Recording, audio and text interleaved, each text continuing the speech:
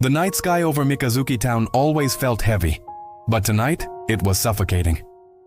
Under the flickering streetlights and a thick blanket of mist, a strange low hum filled the air, the kind of sound that tells you you're not alone, even when the streets are empty. For Rin Asakura, heading home from his part-time job at the bookstore, it was just another late Tuesday. Earphones in, hands in his pockets, lost in the rhythm of his favorite song. But as he passed the mouth of an alley, the music in his ears couldn't drown out the sudden, chilling silence of the world around him. The shadows in the alley weren't just dark. They were twisting, writhing, as if alive. A faint, distorted whisper slithered into his thoughts, a voice that felt both alien and terrifyingly familiar. "Rin, come back. To us." He froze, his heart slamming against his ribs. The air turned ice cold. From the deepest part of the darkness, a grotesque figure oozed into the faint light. It was a creature of pure nightmare, its body made of shifting black smoke, with two malevolent red eyes that burned with raw hatred. It was a wraith, a monster born from human sorrow, and it was looking right at him. The creature let out a piercing shriek and lunged, its claws of smoke smashing into the concrete where Rin had just been standing. He stumbled backward, his mind screaming. Pure terror took over. He grabbed a loose metal pipe from a nearby construction pile and swung it with all his might. But his desperate attack passed through the wraith as if it were nothing but fog. "What are you?" he yelled, his voice trembling. "Stay away from me." The wraith didn't listen. Its smoky tendrils shot out, wrapping around his arm. The touch was agonizing, like 1,000 icy needles and a burning fire all at once. But as the pain seared through him, something deep inside Rin answered. A forgotten power, dormant for centuries, began to stir. His heartbeat thundered in his ears, and a strange energy flooded his veins. His right eye flashed with an eerie crimson glow. The wraith hissed and recoiled, screeching in what sounded like fear, as a violent burst of dark energy erupted from Rin's body. The nearby street lamps exploded in a shower of glass and sparks, plunging the alley into absolute darkness. Rin collapsed to his knees, gasping for air, the world spinning around him. The pain in his arm had subsided, replaced by a faint, otherworldly light. Looking down, he saw strange, ancient symbols glowing on his skin, runes that seemed to be etched into his very soul. As he stared, a new voice echoed, not in the alley but inside his own head. "You cannot escape me. I am you." Before he could even begin to process the voice, a brilliant flash of light cut through the night.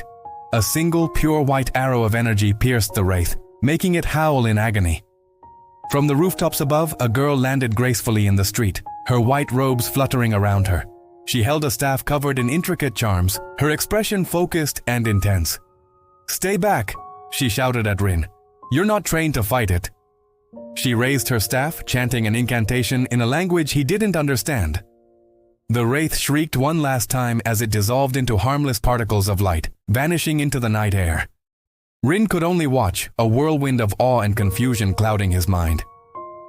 Who are you?" he stammered. "What was that thing?" "A wraith," she answered, her gaze sharp. "A creature born from corrupted emotions. And you made it react." Her eyes fell to the glowing marks on his arm, and her professional calm shattered, replaced by disbelief. "That symbol? It can't be." But before she could finish, the adrenaline faded and the world went black. Rin collapsed, unconscious. He awoke not in the alley but in a world of fire and shadow. It was a dream, a nightmare vision of a forgotten war. He stood on a desolate battlefield, surrounded by ruined cities and a blood-red sky.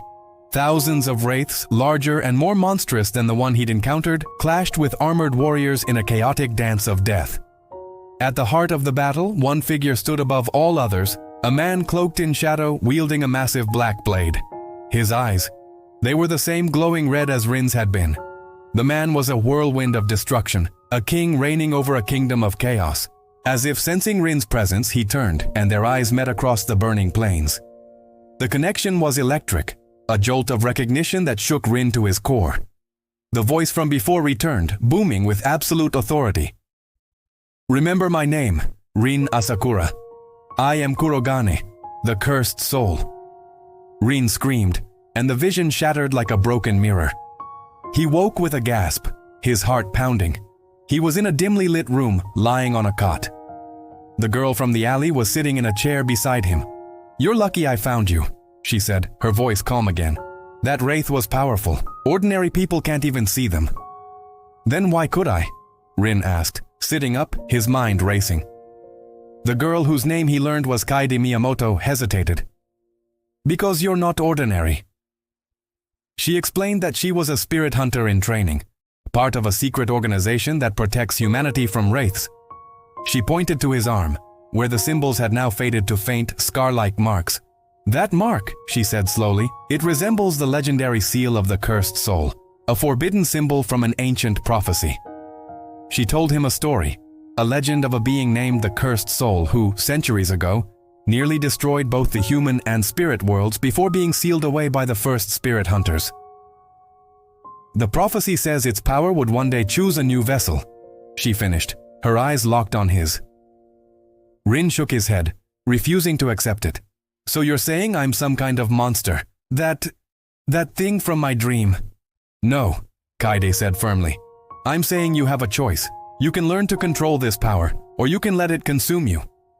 As if on cue, a piercing alarm blared from outside. A surge of dark, suffocating energy washed over the town.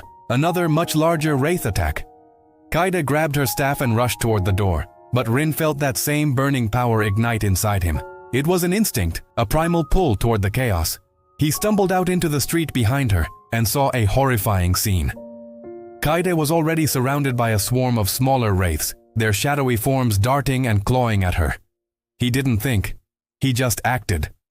As one of the creatures lunged for Kaede's back, Rin threw his hand forward, a guttural yell escaping his lips.